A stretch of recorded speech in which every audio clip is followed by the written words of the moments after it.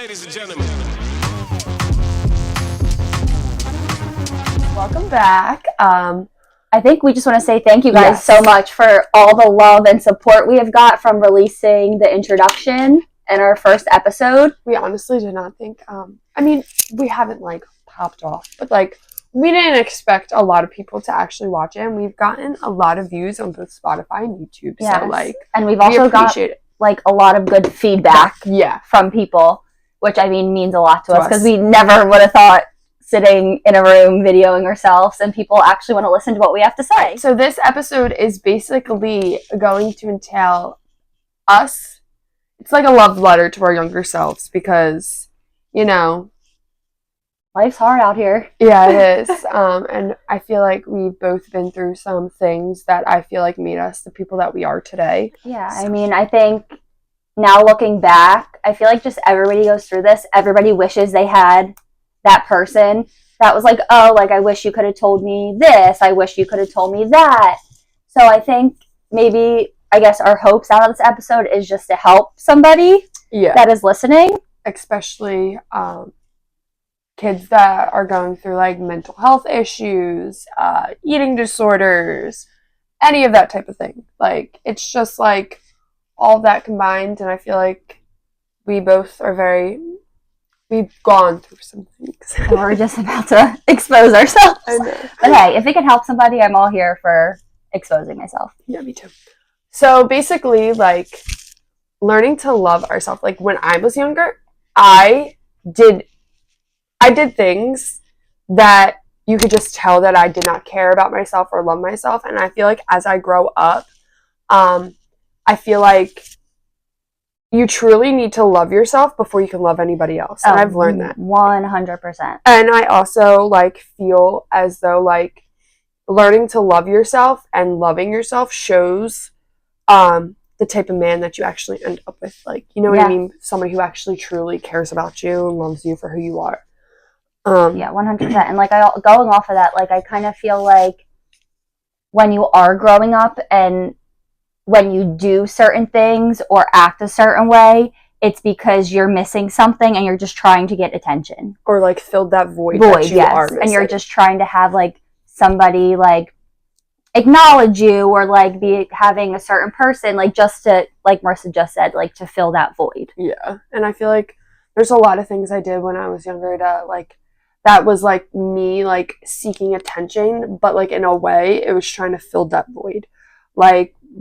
Being crazy all the time and doing stupid things, and me not really realizing how in the long run it was actually going to affect me. And my character and the way I pursue myself now, I guess you could say. Yeah. I'm the oldest child. I do have a younger sister. We are 16 months apart. Obviously, me being the firstborn, we lived at my dad's childhood house. And then when my mom found out she was pregnant with my sister, we ended up moving into a bigger house, which was the house I grew up in. Growing up, even from the start, even now looking back on it, it was just always me, my mom, and my sister from memories I can remember. Obviously you see all the pictures of the four of us from when I was a baby, but just from core memories that I could remember, it was always just me, my mom, and my sister.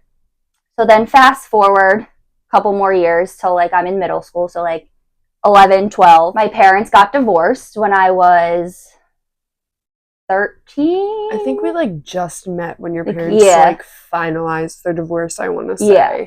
But and so it had been before that then, because we all lived under the same roof for a year and a half while the divorce was going on. It was kind of just mom lives downstairs, dad lives upstairs, and you don't cross paths. So that part was very hard to be around and to be in that environment, especially when you're 11, 12, 13, and so on years. You're going through your own crap at the time, and you don't even understand yourself at the time, and then just throw a whole element of divorce onto it can just add a lot more fire to the fuel. Divorce happened, whatever. Dad ends up moving out. We stay in my childhood home, me, my mom, and my sister. And like I always said, I never had that memory of a family, even though like you see pictures now of like, oh, we went on this family trip, that family trip, but there was never any core memories. So then going through my teen years, it was always me, my mom, my sister.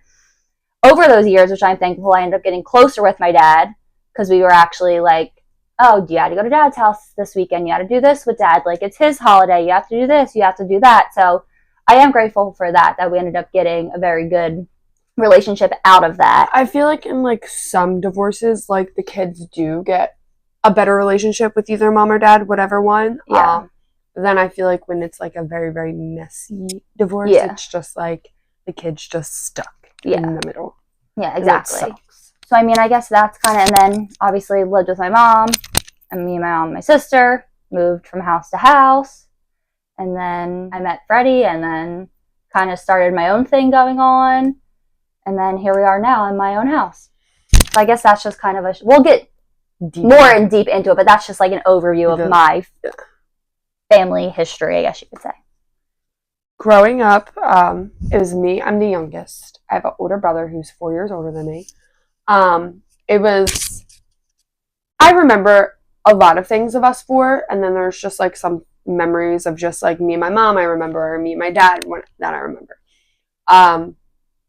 We bounced around for a lot, which in a way, like some kids probably would hate it, but I loved it because I loved getting a new room and decorating it a different way all the time, and like having a new house. Like I genuinely like it, but like I would never put my kids through it.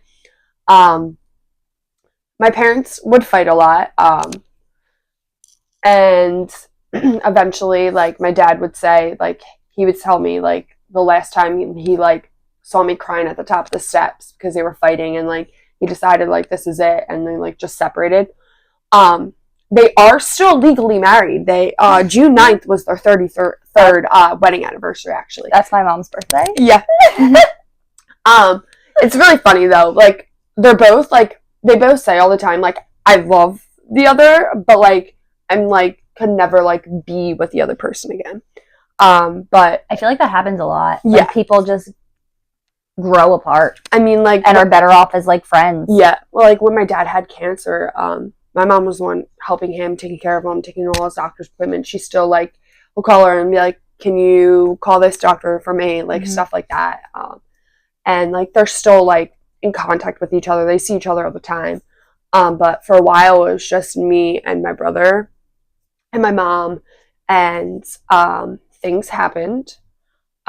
I moved out when I was 16 years old. I moved in with my aunt, and then something happened with my aunt and my dad, and I ended up moving in with Harley my senior year of high school. Surprise! I Fun fact. I lived in her basement from July, June till April of my senior year, and then I moved back with my aunt, and I've been living with my aunt obviously ever since.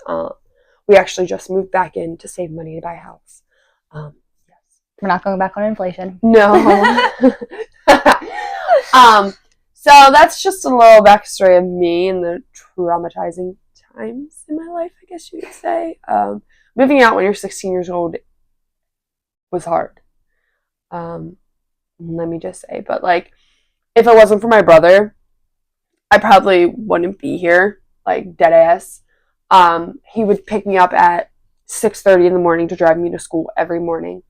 He paid for my whole senior trip to Disney because he's like, I'm not letting you miss out on this time. Whenever I needed money, he would give me money because like I really wasn't talking to my parents. So like, and I didn't have a job, nor did I have a license or a car. So like, it was impossible, and I didn't want to put the burden on like Harley's family of like having to drive me to work and pick me up from work and all that other stuff. So it was hard, but like I managed, and I look where you're at now. Yeah, you have a podcast. I have a podcast. I have my license and I have a car. I feel like also like growing up, I was never comfortable in my own skin. Oh, never. Like I feel like growing up, I was always so much taller than everybody. I'm 5'11". I absolutely hate it. My mom's 5'8", 5'9", and my dad's 6'2", 6'1", something like that. I come from a tall family, so like I hit my growth spurt when I was maybe in 6th grade, and I was taller than all the boys in my class. Like it was terrible. So, like, I was just never comfortable in my own skin until maybe, like, beginning of senior year, end of junior year, because people were, like, the guys were taller than me, and I wasn't, like, super, super tall compared to everybody. But I also, like, I was very, very, very skinny.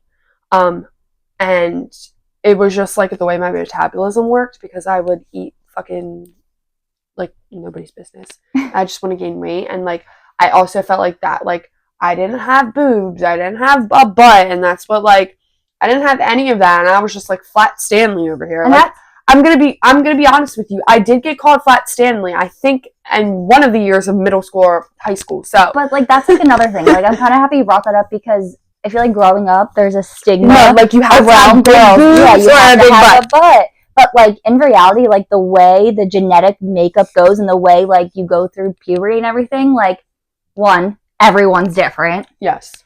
Two, like when you're that age, you're not supposed to look that certain way that people look on TV or look on like you're movies. not supposed to look like a 20-year-old, yeah, like with a 20-year-old body and like everything. Like, I'm gonna be honest, I didn't get boobs until my sophomore year of college. Like, yeah, like it's a really weird stigma, and I don't know why it's in place. And it's always that's like, just not the way people develop and grow. Yeah, and the thing is, guys are always like, oh, like, I'm a boob guy. Oh, I'm an ass guy. And I'm like, well, that sucks for you because you're just not going to, sometimes it's just not going to work out in your favor, okay? But I feel like, yeah, like, I was just super uncomfortable. I didn't like the way I looked all the time. Like, I mean, I'm not going to lie. I feel like now, still, like, today, like, sometimes I feel like that too. Like, if you don't, you're not 100 and whatever pounds, or like if you just like don't meet the criteria for a pretty girl, like, which I also find that really weird now, because especially like with like because with now like, it's all like these movements and like, oh, like accept yourself, like everyone's different, but like there's still that stigma at, like you don't peel back like this. All the layers, like that, I don't even know what I'm looking for, is still there. But like that's why I like the Barbie movie. Like, did you watch the Barbie movie? No. Oh my god. I wanted to, but I didn't. I dragged Nico to it last summer, and he didn't understand it. Love you to death, Nico, but you're a dude, okay? But like in the movie, it kind of like just describes like America Ferrera's like one like big long line when she's talking to Barbie. It's like, girls are supposed to look a certain way. Like, if you work too much, then like you're not home with your family, or like if you're not home with your family, then you're not actually making an impact in the world. Like, just basically that stuff. And I'm just like, that's such a woman's thing. Like, that's just how a woman is a woman. Like, it's just, that's like, there's so many stigmas. Like, oh, you're a stay-at-home mom, then you don't do anything at home. Like, what are you contributing to like the income? And then like if you work all the time, oh, you're not with your kids. Like, it's just like, I don't know, there's such a big stigma, and I hate it. There's stigmas with everything. Yeah, I just feel like if I could tell my younger self now, like, listen, eventually you're going to grow into your body. Like, you're gonna I mean, I will have to say, I wasn't very happy when I started to gain my woman weight. But like, your body's not going to look like your body when you're 16 years old. And I've kind of had to face that fact. But like, if I could tell my 16-year-old self that, or like my 15-year-old self, like, you're not going to be always going to be the tallest anymore. You're not going to be super skinny. Like, you're going to be able to be you. And I felt like being comfortable in your own skin too is like just the way you act. Oh yeah. And I feel 100%. I feel like also like with the friend group I had in high school, like I had to act a certain way. You know what I mean? So like, and that's like another thing, like piggybacking off of that. I mean, like, I just feel like that's another thing. When you're not comfortable within your own skin, you keep bringing up, fill that void. So you start associating yourself with these people who you think will be able to fill that void for you, which, I mean, is 99.9% of the time not the case. Yeah. And then you end up just feeling 10 times worse about that initial thing that was bothering you because it just doesn't fill it. And then that's just like the next thing, like trying to fit in all the time. Like, if I could tell my younger self, like, you do not need to fit in, like, you could just be your own person. And I will admit, I was not my own person in high school. I followed everybody's lead. I was a follower. And like my mom always told me, don't be a follower, be a leader, and like make your own decisions and everything like that. But I wasn't like that. I followed everything that which is like so ironic because that's like the first thing you learn as a child. Like, don't be a follower, be a leader. You do everything yourself, and like, nope. Yeah, like, and it's just ironic, like how it comes back around. But I mean, I just feel like also like when you're in high school and middle school, like you try so hard to fit in, like in like a certain way. Like you could fit in with all the jocks, like all the athletes, or somebody else, like a different crowd of people. But like, I feel like you're always trying to fit in, and I feel like I'm so happy now. Like I could just be my true, genuine self, like with our group of friends, and not feel like I'm embarrassed if I say anything or anything like that. Like I just like not having to fit into anything anymore. Like it's like relieving, and I wish like I could tell my younger self like you're eventually not gonna have to do that. Like when I went to college, like and I met my group of friends, like I didn't have to fit in. Like we just automatically clicked. And that's how friends should be. Yeah, 100%. And I feel like, and that's like a lot of people don't realize that like, and like I said, it's easier said than done. Like people can tell you 1,000 things till you're blue in the face and you're still not going to believe it because you think the world's ending and the way you think is right. Yep. But like you will figure it out. I feel like that's just like one thing like every younger person should know. Like you will figure it out and it will find a way to work itself out. Just don't try to push it. Yeah. Everything works out. Yeah. And it's in the way it's supposed to work out. It's like if you want something to happen, I feel like you just need to let it happen and it will play out for itself because that's really how life is. Like you can't, life isn't perfect. You're not perfect. No. Nothing's ever going to be perfect. Nothing in this world is perfect.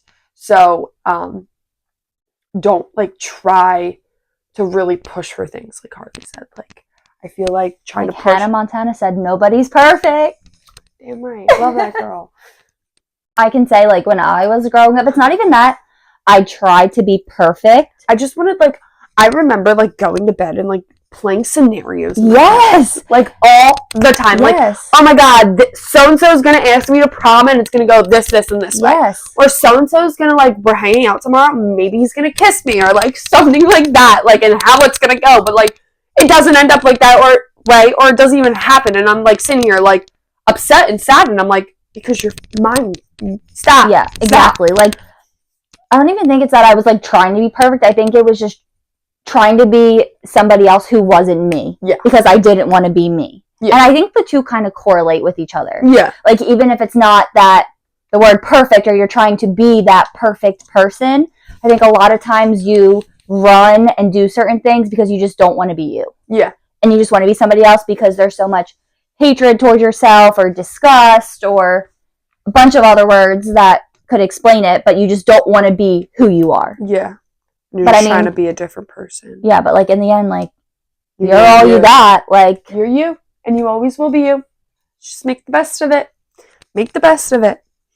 But yeah, I don't know. I just feel like people like have these, like growing up, I always thought like I'm gonna grow up, I'm gonna get married, I'm gonna have kids, and I'm gonna have this picture perfect life. Babe, that's not how life is. And I always like, I feel like also like I grew up in a very, very small town where families really, really, really all tried to paint picture perfect families. Mm-hmm. I'm not going to lie, my family was one of them in some ways or another. But in reality, I know half those marriages weren't picture perfect. I know somebody was probably cheating on somebody, you know, like I know that kid was probably smoking pot and getting caught. Like I just know like these people like and that's just the town I grew up in, at least, that like everything had to be picture perfect. Yeah. And like in some ways like my parents like did that too. Like we were a happy, loving family, but like social media wasn't really big back in the day. Like Facebook maybe, but like my parents didn't have it or anything. So like but like when we'd be out, like happy, lovey family, but then like behind closed doors, my mom and dad are screaming at each other and pissed off. I want to piggyback off that real quick because in my family growing up, it was kind of like the whole opposite thing.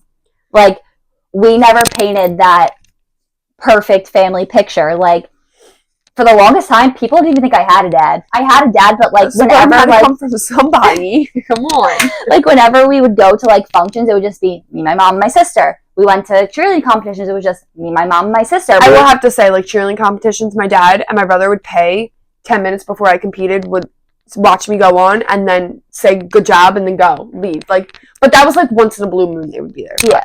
But like stuff like that, or like if we went out like with our friends, or like it would just be me, my mom, my sister. Like there was never that like perfect family stigma and picture being painted. Yeah. So like, I mean, obviously I was a teenager, and I don't obviously would never want my parents to get divorced, because what kid wants their parents to not be together and all live under the same roof? Yeah. But like from the outsider's view, like they weren't surprised. Yeah. Like it was just kind of like, oh, like he was not that he wasn't. I don't want to say he wasn't around, but like he never went to functions anyway. Yeah. So like you know what I mean. So like from an outsider's, already not around. Exactly. Yeah.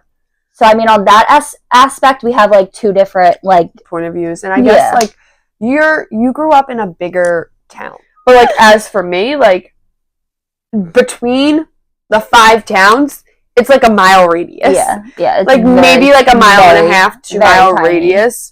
So it's just like super tiny, and like the thing is too, everybody knows everybody and their business. And this is what I hated. When stuff went down with I was in high school. I remember this day. Stuff went down with my family. Things happened, whatever.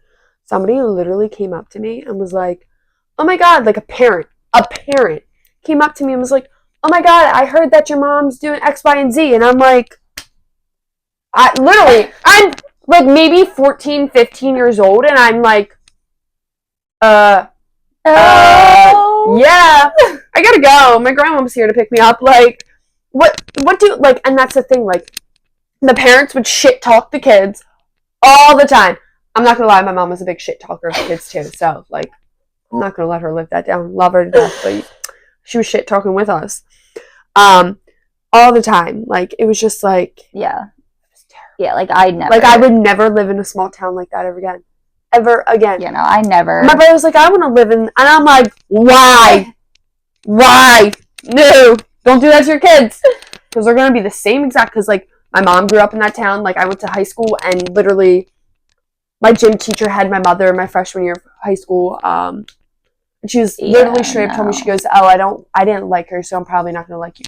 Okay, cool, thanks. And that's the problem with society. Like, what? And going back, don't be afraid to be your own person. Exactly. Like, I'm not my mother. I'm sorry. Yeah. This is a big one.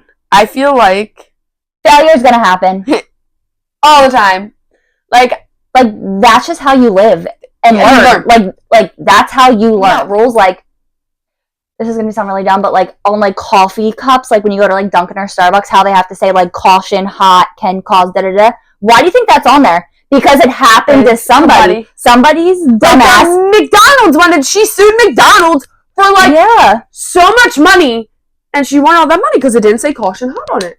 Yeah, like, but like that's what happens. Like, you live and you learn. Yeah, like things don't go into like rules and like stuff don't go into place until it happens, because you're not gonna know. Yeah, I mean, like, I feel like failure is like a big one. Like, I was terrified of failing at anything. I don't like, and like I've blocked out so many like memories and emotions, which is like another thing. Don't be afraid to have emotions and to like speak up and express how you're feeling. Like, I was literally talking to my mom the other night, and I was just like, I don't remember any of this. Mm-hmm. She's like, did you have a terrible childhood? I'm like, no, but like I remember some things, but I think I just block out some bad things. Like, and like that's like another thing that like going off of like feelings, like that's another thing that's big now is like counseling and stuff. Like when we were younger and like in those teenage years, like you don't go to a therapist. Yeah, like that was a no-no. And like looking back on it, like I wish I was able to go. Yeah, because I feel like that would have helped me develop and change certain ways of thinking so much. I feel like too, coming from a Italian family, I feel like also like, I don't know if it's all Italian families, just mine, but like it was when I told them that I was depressed, they were very like, we don't express our emotions. We don't like we bottle everything in until we explode, basically. Yeah. And like, I remember that's like sad. Yeah, and like, I like remember somebody literally saying this to me. What can you even be depressed about? Your life's fine. And I'm like, that's another thing. How can you tell me how I feel? That's another thing that like really rubs me the wrong way is when people are like, oh, like that exact line. You have a good life. You should not feel that way. Or just like, it's our dopamine or whatever the fuck it's called in your brain that fucks up your... Like, you're human. You are allowed to have feelings. You should have feelings. If you don't have feelings, that's a problem. Like, you straight up have a problem. But like, yeah, like it's like, that's just, I think, like off of this segment, a big piece of advice that I wish I could tell my younger self is like, you are allowed to have feelings and express them. Don't bottle them up, because that's only going to make things 10 times worse. Like, yeah, it is going to make it 10 times worse. And like, it doesn't have to be a therapist or like a counselor. You can talk to your parent, your grandparent, your best friend, something, your brother, your sister, somebody who's going to sit there and listen.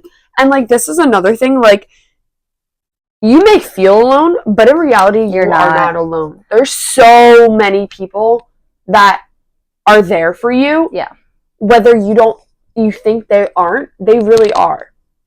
I mean, hey, whoever's listening to this and they want to bitch and complain to me, I will straight up give you my phone number. You can bitch and complain to me all day. Me too. I will always listen. Like, I feel like also, like, I'm just very, like, I feel like all our friends either, like come to me, like, to bitch about everything. And, like, I'm like, I kind of feel like that's, like, not how, like, we ended up getting really close, but, like, that was a part of it. Yeah. Like, we would literally call each other at all odd hours of the night, like, just to express those feelings. Like, not that, I mean, yeah, we confided in each other on probably certain things we shouldn't have, but like, we did. And I think we were like the blind lead in the fucking blind lead in all reality. Yeah. But like, yeah, you aren't alone. No, not at all. Not at all. I mean, that sounds so cliche, but like, you're not. Yeah. I mean, I would talk to a random person for hours if they just needed somebody to sit there and talk. If they like wanted to commit suicide or something like that, like, I would sit there and talk just so that they knew that they actually had somebody there. Yeah, and I know, like, and I feel like that's another thing with like people, like, people are afraid to reach out because they don't want that person to feel, in quotes, tattle on them or like snitch on them if it's a certain scenario or if it's like something super serious. Yeah, and I feel like that's why a lot of people like can talk. Well, yes, one, they don't for that situation, or two, they could find some random person that they're not really friends with or not really close yet or like just started, and they'll pour their whole life story out to them. Yeah. Because they know they don't know anybody. Yeah, they know they're not going to go tattle on them, anything like that. And I feel like that's why when I'm drunk in a bathroom, I tell everybody my life story. Yeah. All the time. I don't know why. That's like my go-to thing. Like, you know, drunk girls in a bathroom, we all get super friendly. And I think that's the only like time girls are like for girls, like a girl's girl. Oh, yeah. Every time else, like, they just want to start drama. Yeah. The fear of abandonment makes it harder to like one. I feel like I love my dad to death. But when he left, I think we weren't when he left, I feel like I felt like abandoned from him in a way. I feel like because we didn't see each other, like, we didn't have visitations or anything, obviously, because my parents are still married. So like, I feel like I felt some sort of abandonment from him. And I feel like in relationships, it made it a lot harder for me to let those people actually go when I knew they weren't good for me or they were toxic for me. And I feel like if I could tell myself, like, in a way, like, my dad didn't abandon me, like, we still talked all the time, but like, to tell myself, like, you're not abandoned, you have so many other people in your life, plus I still had my dad, like, it's not like it's just because I felt abandoned because they weren't both in the same house anymore. Yeah. Which, it's like I said earlier, like, me and my dad got closer when the divorce happened, so it's never like so like, I can't really relate to that because there was never a fear like of abandonedness. If anything, it was more of like, I guess, like, fighting inner demons and like hatred because like, oh, like did they get divorced because of me? Yeah. Which is like another big thing like within like people who come from divorced families. It's always like, is it me? And like, I'm gonna let you know, if any of your parents are going through a divorce right now, it is not because of you. No. It is adult problems. It is between them. Things happen. People change. I mean, people can grow apart. People grow apart. People fall out of love. Like, it's divorce. There's a big stigma around this. Like, you shouldn't get divorced, yada yada. But like, if you're not happy with somebody and you're living with them and like you have kids with them, I know it's definitely hard to get a divorce that way. But like, at the end of the day, you're just gonna make your kids' lives a living hell. Yep, and like, because having two miserable parents, it's just gonna make things 10 times worse. I say that like all the time. I'm like, not that I'm happy my parents got divorced, but like, either way, we never had like a whole entire like family unit. Yeah. So like, it would just be the same thing over and over again. Like, it would still be me, my mom, and my sister, which is what we're doing right now, or what we did like throughout that like those years. So it's not like anything would have changed. If anything, it probably would have just made it worse. I mean, their divorce was very, very bad. Still to this day, we are 23 and 25 years old, and they're still bickering from the divorce. So I mean, like, but hey, like, what I can get out of it is, like we said earlier, it's like you live and you learn. And now that I've experienced that, like, I would never want to put my child through that. Yeah. Because, which also I think helped me get into the relationship, and why my relationship is so strong today is because like I saw my parents go through it, and they, not that I don't want to say they weren't in it for the long run, but like it didn't work out. So like in my mind, I have like reservations, and I'm like, I don't want to get into something and commit myself for all these years if this isn't what my life's going to be. Yeah. No, I agree with you, and I feel like too, like, I like to piggyback off like you and your dad getting closer. Like, I will have to say, like, I'm so much closer with my dad now. Like, my dad is the homie. Like, I love my dad. My dad is the best. You call him at 2 a.m. to come pick you up in Philly, that man will be there by 2:15. I'm telling you. Yes. Buddy J is the bomb. Love him to death. That he is. But like, I feel like just like that kind of like made me, in a way, like you said, like, oh, I'm the reason why my parents got divorced, even though I know I wasn't, because I sat there and I heard them bitch and fight and complain at each other for freaking 13 years. So like, I knew it wasn't me. Yeah. But just it like feels like it. But I feel like also like just the leaving of my dad and everything like that just made it feel like I was abandoned and he was abandoning us and our family. So like, it kind of just made it feel like made me like let go of things harder. But like, I wish I could tell my younger self, like, bitch, let those hoes go. Yeah, I mean, I literally off that, like, you could be abandoned though from anything. Like, it doesn't have to be from a parent or a relationship, but like a sport, like, you know what I mean? Yeah, but like, I feel like with us, like, we abandoned cheerleading, and I feel like we both now coach, and we both don't want to stop coaching because it's a part of our lives. Like, you know what I mean? And like, now, like, I know, like, eventually when I do stop coaching, like, that's just like a part of me.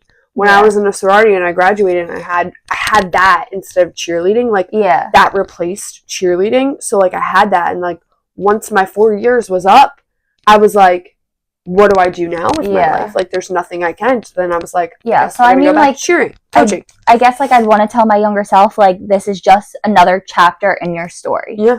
Like, I mean, that's really what your life is. If you break it down, you're literally just writing a story and completing chapter after chapter after chapter. Yep. Slow down.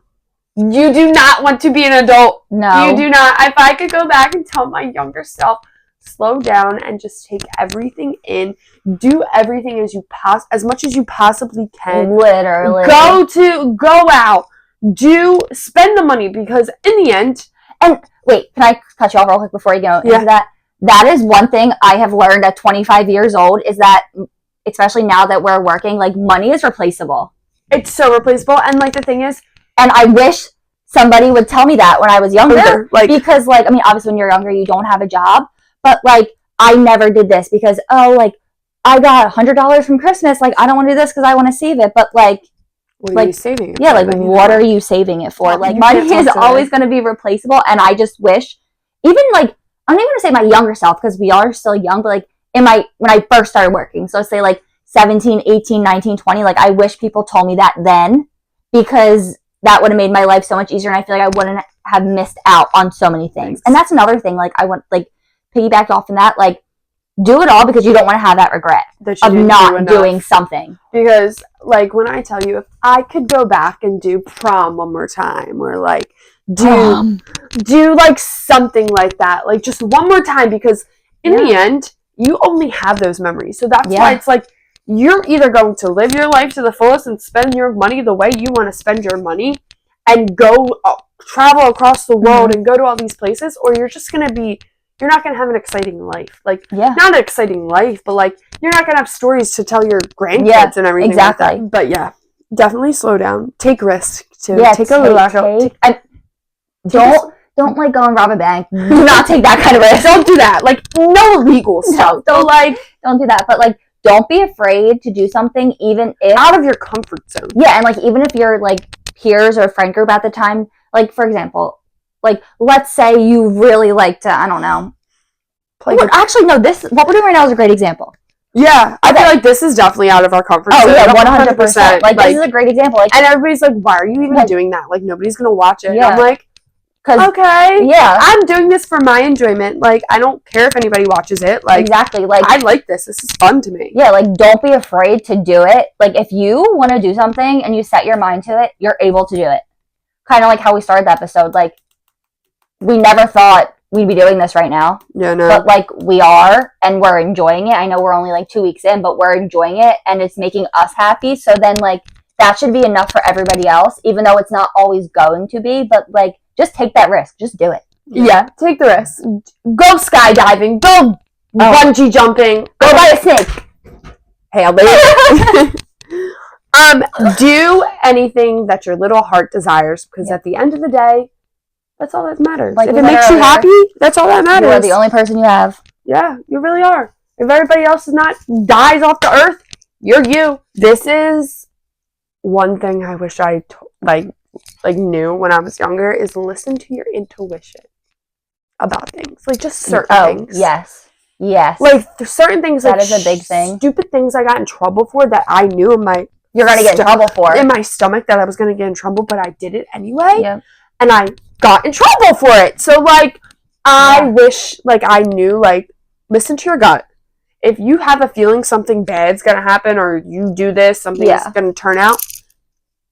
Going off of that, I feel like think everything through before you do it. Yeah. I know, like, when emotions take over and, like, anger takes over and everything else. Like, just, like, you're in the moment and you're like, oh, this sounds like such a good idea, let's do it. And then you're like... That is one thing I wish I could tell my younger self, is to think before you act. I know that also sounds very cliche, but, like, just take 10 seconds. Just think. Just think before you do something. Is this really a good decision to make? Am I really making the right choice? And I will have to say, like, I wish I told my younger self, like, make better choices. Oh, especially 100%. Like with school and my grades and like, I mean, my grades weren't, I was an ABC student, like, that's like how I was, like, I just never was good in school.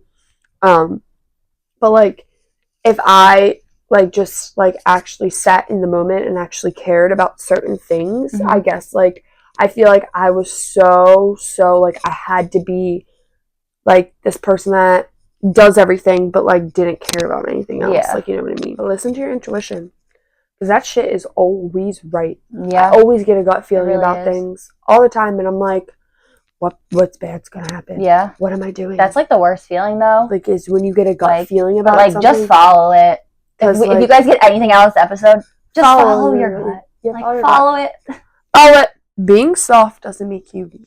Like, having emotions and expressing yourself. Yeah, I think we kind of, like, already really went over this. Like, if I could, like, tell my younger self, like, cry in front of people. Like, if you are feeling emotions, cry in front of people. Who gives a shit what they think? And it's actually really funny that you said that, because, like, even today, like, I don't let my emotions out, really. You don't. And, like... Me, on the other hand, if I'm angry, you could tell I'm angry. If I'm sad, you could tell I'm sad. If I'm in a bitche mood, I don't know how I spell that out, but you could tell. Like, the girls I coach, like, half the time they always say to me, they're like, you're emotionless. That's not good, hardly. And I'm like, I'm not though. Like I try not to be. Like I tried hard to like express my feelings, but also I think that it's just like a fear of, I guess, just like, stemming from my childhood, like disappointing people or like trying to fit that perfect stigma and do this. Like I don't want to be sad if I shouldn't be sad because I don't want to upset A, B, or like A, B, and C. Yeah. But no, like I can still take that advice to this day. The one thing, like, I would say to my younger self is you're going to learn a hell of a lot more in your next 24 years of life than I did in my first 24 years of life. Like, from now, 100%. From now until I'm 48, yeah, it's 24 years. You're going to learn so much more. Yeah. Like, from this point forward, like, I'm going to learn 1,000 other things that when I'm 40, I'm going to wish I told my fucking 24-year-old self this. Yeah. Like, this advice to your younger self is just for the rest of your life. Like, because even when we are in those older ages, like, this is our younger self. Yeah, in our way. Like, every day is, like, a new page in your story. It really is. And, like, you're going to keep learning. You're going to keep failing. You're going to keep growing as a person. Yeah. Like, the person you are today, you never are the same person a year from now. Even I feel like 6 months. Yeah. Like, even within, like, if you break, like, that in half, like, I feel like even in 6 months, like, 6 months from, like, 6 months ago from today, like, I've learned so much. Yeah. Like, even in just that short period of time. Life is a learning lesson. A big It really is. Lesson. But there's no, like, fail or pass. And if you fail, you keep on going. If you pass, your life keeps on moving. Yeah. Like, it's doesn't stop. That's another thing. Like, there's not, like, a guide to follow either. Like, no, I wish there was a guide. Yeah, I mean, like, you can, like, they have, like, everything on the internet now. You can literally find anything. Yeah. Like, if you were to look up a guide to go through life, like, let's say. Look it up right now. But, like, it can tell you to do A, B, C, D, E, F, G, H, I, J, K, L, M, N, O, P. Ready? You want to hear this? Adopt a positive mindset. Give yourself time. Learn from others. Make a plan. Revisit your goals. Stay focused. View your relationships. Live in the present moment. Oh, that's pretty good. Guide to life. But then again, like, if you tried to follow that, they're gonna bump into a road bump somewhere. Something's not gonna go the way you want it to. That's just life. And, like, that, and also, like, the stuff you go through, that's what makes you you. Like, yes, me and Marissa can say, like, we relate on a lot of topics and, like, a lot of scenarios, but, like, there's stuff I've been through that she hasn't gone through, then there's stuff she has gone through that I haven't gone through, but, like, that's what makes us us. Like, in a way. I just want to preface again, like, if you do feel like you are alone, like, you aren't alone. You're not alone. Okay. Life is life. It's going to keep going on no matter what happens, even if you feel like it's the end of the world. Yeah, and I promise you the smallest things are not. Yeah, they're really not biggest problems that big at all. But, like, I just want to say to my younger self, I'm proud of you because you've been through some fucking shit. You made it. You graduated college and you did what you wanted to do and you did it. Now it's time for this young self to learn, navigate its way through her 20s. Terrible 20s. If I could say something to my younger self, I think it would be, you are enough. You, as yourself, is enough. You did not do anything wrong, and you are not to blame for scenarios that have happened to you and certain situations that have happened to you. I love you. I wish I could just give little Harley, like, a big hug right now, like, in a past sense, and, like, just tell her that it's going to be okay and that your life turned out to be pretty damn good so far. All right, we got a little PR that got sent to us. Yeah, so from Drink LNNT. So this is our first one. But, like, the packaging is, like, super cute. Feels good to be salty. They sent us, like, these cute, like, little variety pack of citrus salt, raspberry salt, orange salt, and watermelon salt. We also got all of the flavors, so there's more than just those ones. I'm going to tell you how to stay salty, okay? So you put 1 pack of this in your water. So basically, you use it when you kickstart your day, power your workouts, support healthy fasting, and ultimate travel. So some other flavors that they offer is mango chili. I'm excited. Citrus salt. I think we already said that one. Raspberry salt, we already said. Grapefruit salt. Orange salt. That one's already in the packet. Watermelon salt. And then the raw unflavored salt. And then we also already tried one, but it was chocolate salt, which was actually pretty good. It tasted like a salty chocolate covered pretzel a little bit. Yeah. But like without the pretzel. Yeah, but like the chocolate's not too much. Like it was actually... It's like salty Yeah, and it was chocolate. Good. Yeah. Salty chocolate, salty chocolate. It was a good little mix. It was. 1,000 milligrams of sodium, 200 milligrams of potassium, 60 milligrams of magnesium.